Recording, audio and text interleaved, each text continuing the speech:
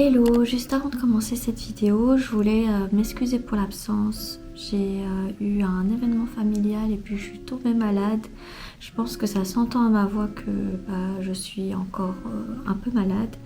D'ailleurs, si je tousse ou si je parle doucement, vous savez pourquoi.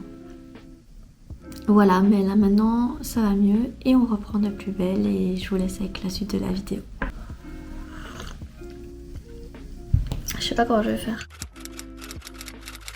Dans notre société, on nous apprend à chercher la sécurité, un travail stable, un revenu stable, une vie stable. Et pendant longtemps, j'ai pensé que c'était ça le but. Mais aujourd'hui, je commence à me demander si cette sécurité ne peut pas aussi devenir une prison.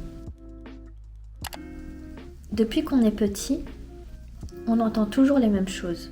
Trouve un bon travail, sois stable, assure-toi d'avoir quelque chose de sûr. Et encore une fois, c'est pas faux. La sécurité c'est important, ça rassure, ça protège. Mais le problème c'est que on ne nous apprend jamais à remettre parfois cette sécurité en question. Il y a un moment où, même si tout est ok sur le papier, tu commences à ressentir un décalage. Par exemple, tu te lèves, tu vas travailler, tu rentres et tu te dis, est-ce que c'est vraiment ça ma vie ?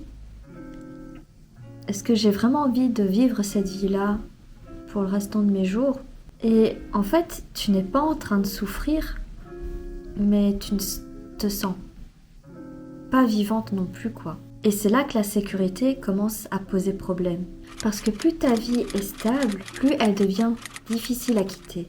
Tu as un salaire, une routine, des habitudes, et tout ça crée une forme de confort, mais aussi une forme d'enfermement. Par exemple, tu sais que tu pourrais rester comme ça des années. Et c'est justement ça qui fait peur. Pas parce que ta vie est mauvaise, mais parce qu'elle pourrait ne jamais changer. Il y a aussi un piège très subtil. Plus tu avances dans une vie stable, plus tu te dis que ce serait bête de tout remettre en question. Tu te dis, j'ai construit tout ça, j'ai réussi à construire tout ça, je vais pas repartir de zéro.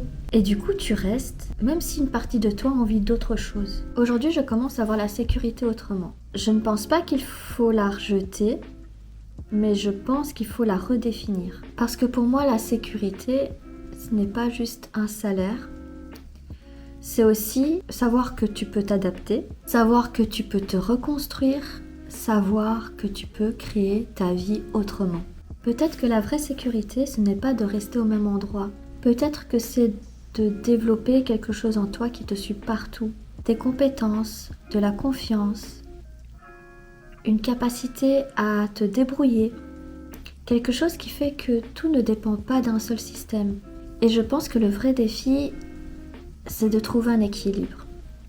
Ne pas être dans une sécurité qui t'enferme, mais ne pas non plus être dans une insécurité totale. Construire une sécurité qui te laisse ta liberté.